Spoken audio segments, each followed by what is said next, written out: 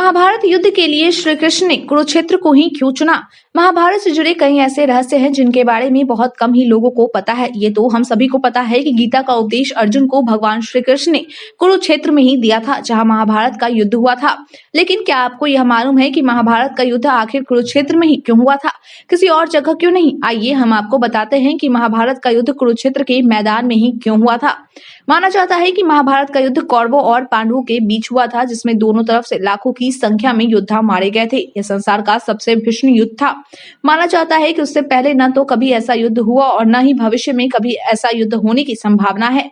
हम सभी जानते हैं कि महाभारत में धर्म और अधर्म की लड़ाई कुरुक्षेत्र में लड़ी गई, पर क्या आपको पता है कि इस लड़ाई के लिए कुरुक्षेत्र की भूमि को क्यों चुना गया? महाभारत के युद्ध के लिए कुरुक्षेत्र के मैदान को चुने जाने का निर्णय भगवान श्री कृष्ण जी का था, लेकिन उन्होंने युद्ध के लिए कुरुक्षेत्र के मैदान को ही क्यों चुना, इसके पीछे एक गहरा रहस्य छुपा हुआ है। भगवान श्री कृष्ण के इस निर्णय के पीछे एक अद्भुत कहानी है। शास्त्रों के अनुसार जब महाभारत का युद्ध होने की बात निश्चित हो गई थी, तो उसके लिए जमीन की तलाश की जाने लगी। भगवान श्री कृष्ण का उद्देश्य यह था कि इस युद्ध के द्वारा धरती पर बढ़ रहा पाप नष्ट हो और पृथ्वी पर धर्म की स्थापना हो।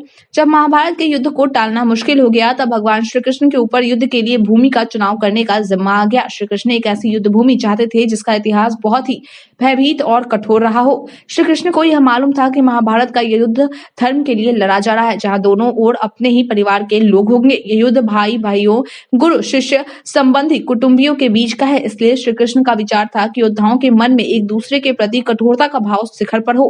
बताया जाता है कि श्री कृष्ण भगवान का यह भय था कि कहीं भाई भाइयों के, गुरु शिष्यों के और सगे संबंधियों के इस युद्ध में एक दूसरे को मरते देखकर कहीं कौरव और पांडव संधि न कर ले। माना जाता है कि स्थान और परिवेश के अनुसार व्यक्ति की मनोस्थिति बनती और बिगड़ती है, इसलिए उन्होंने युद्ध के लिए ऐसी भूमि चयन करने का निर्णय किया जहां क्रोध और द्वेष का इतिहास काफी मात्रा में हो। इसी विचार से श्री कृष्ण जी ने अपने अनेक दूतों को विभिन्न दिशाओं में भेजा ताकि वह युद्ध के लिए भयभीत और कठोर भूमि का पता लगा सके। श्री कृष्ण ने युद्ध भूमि के चयन करने के लिए अपने दूतों को सभी दिशाओं में भेजा और उन्हें चारों तरफ की भूमि और वहां हुई घटनाओं का पता लगाने को कहा।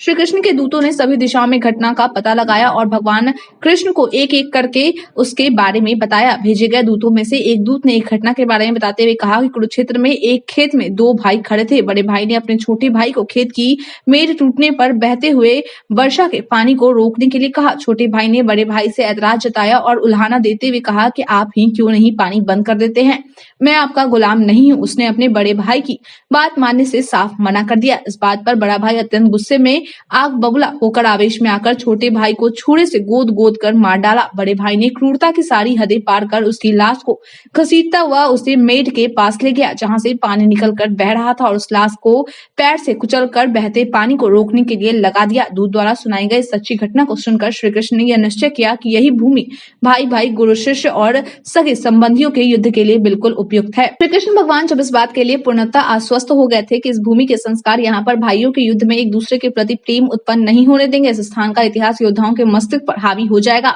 यह स्थान कोई और नहीं, कुरुक्षेत्र ही था। यही वह स्थान था जहाँ बड़े बड़े सूरवीरों का अंत होना था।